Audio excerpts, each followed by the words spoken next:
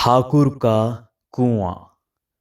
जोखू ने लोटा मुंह से लगाया तो पानी में सख्त बदबू आई।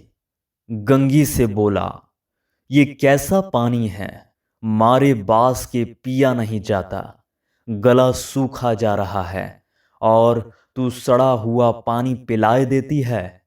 गंगी प्रतिदिन शाम को पानी भर लिया करती थी। कुआं दूर था, बार बार जाना मुश्किल था। कल वो पानी लाई तो उसमें बू बिल्कुल न थी। आज पानी में बदबू कैसी। लोटा नाक से लगाया तो सचमुच बदबू थी। जरूर कोई जानवर कुएं में गिरकर मर गया होगा, मगर दूसरा पानी आवे कहां से। ठाकुर के कुएं पर कौन चढ़ने देगा। दूर से लोग डांट बताएंगे। साहू का कुआं गांव के उस सिरे पर है, परंतु वहां भी कौन पानी भरने देगा।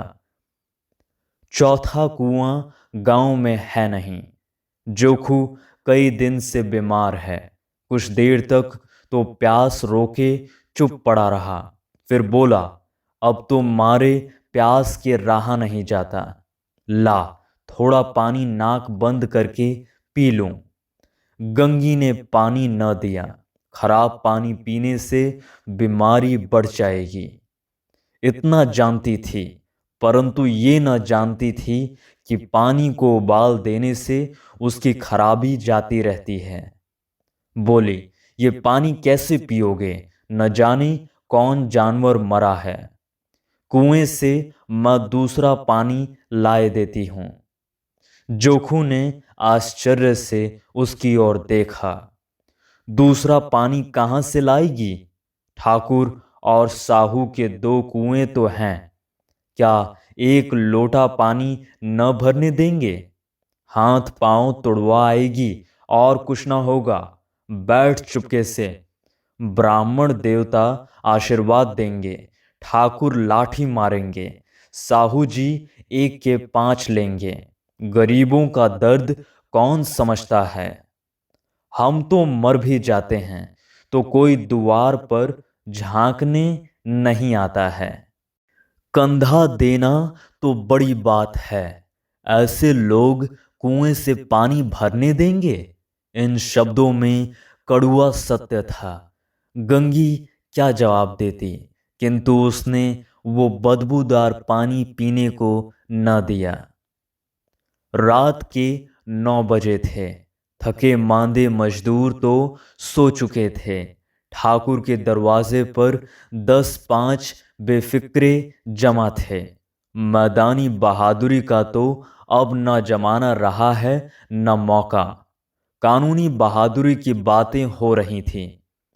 कितनी होशियारी से ठाकुर ने थानेदार को एक खास मुकदमे में रिश्वत दे दी और साफ निकल गए। कितनी अकलमंदी से एक मार्के के मुकदमे की नकल ले आए। नाजिर और मोहतमीम सभी कहते थे, नकल नहीं मिल सकती। कोई 50 मांगता, कोई 100। यहां बेपैसे कौड़ी नकल उड़ा दी। काम करने का ढंग चाहिए। इसी समय गंगी कुएं से पानी लेने पहुंची। कुप्पी की धुंधली रोशनी कुएं पर आ रही थी। गंगी जगत की आड़ में बैठी मौके को इंतजार करने लगी। इस कुएं का पानी सारा गांव पीता है, किसी के लिए रोक नहीं, सिर्फ ये बदनसीब नहीं भर सकते। गंगी का विद्रोही दिल रिवाजी पाबंदियों और मजबूरियों पर चोटें करने लगा। हम क्यों नीच हैं और ये लोग क्यों ऊंच हैं। इसलिए कि ये लोग गले में तागा डाल लेते हैं। यहाँ तो जितने हैं एक से एक छठे हैं। चोरी ये करें, जाल फरेब ये करें, झूठे मुकदमे ये करें। अभी इस ठाकुर ने तो उस दिन बेचारे गडरिये की एक भेड़ चुरा ली थी और बाद में मार कर खा गया। इन्हीं पंडित जी के घर में 12 मास जुआ होता है। यही साहू जी तो घी में तेल मिलाकर बेचते हैं, काम करा लेते हैं, मजूरी देते नानी मरती हैं। किस बात में हमसे ऊंचे हैं? हाँ, मुंह में हमसे ऊंचे हैं। हम गली गली चिल्लाते नहीं कि हम ऊंचे हैं, हम ऊंचे हैं। कभी गांव में आ जाती हूं तो रस भरी आंखों से देखने लगते हैं, जैसे सबकी छाती पर सांप लौटने लगता है। परंतु घमंड ये कि हम ऊंचे हैं।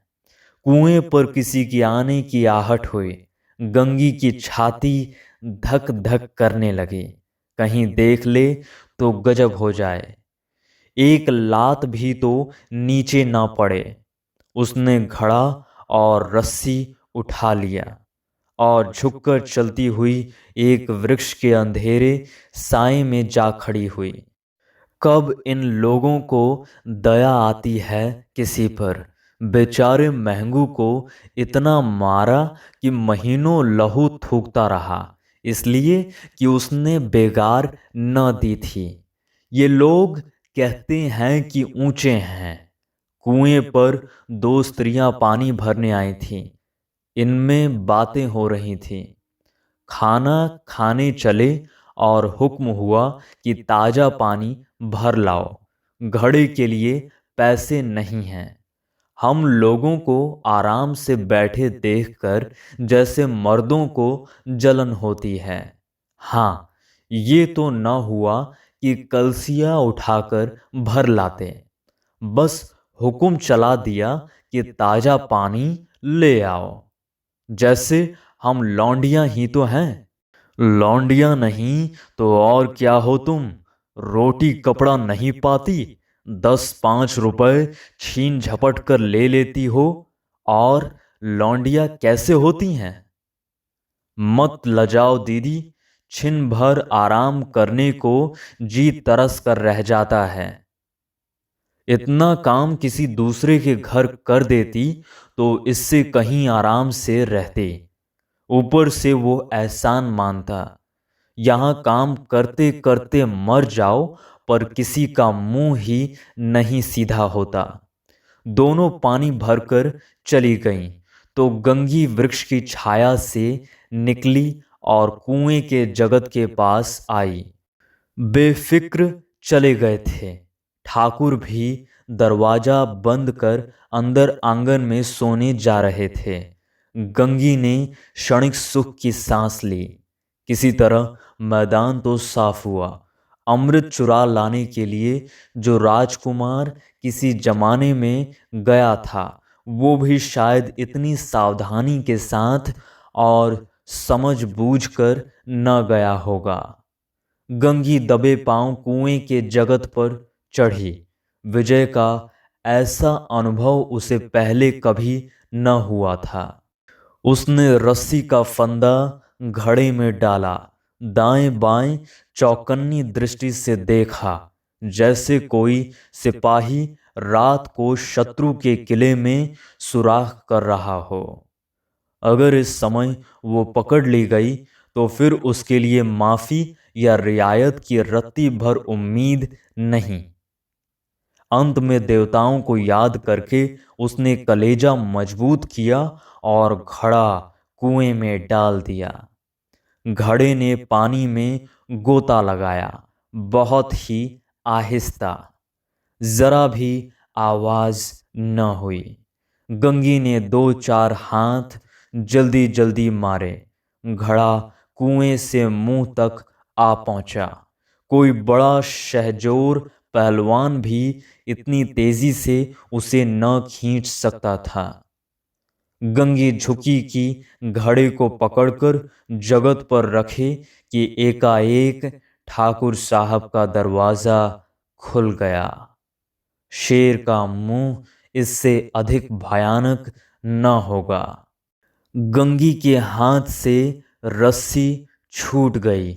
रस्सी के साथ घड़ा धड़ाम से पानी में गिरा और कई क्षण तक पानी में हलकोरे की आवाज़ें सुनाई देती रहीं। ठाकुर कौन है, कौन है, पुकारते हुए कुएं की तरफ आ रहे थे और गंगी जगत से कूदकर भागी जा रही थी। घर पहुंचकर देखा कि जोखू लोटा मुंह से लगाए वहीं मैला गंदा पानी पी रहा है।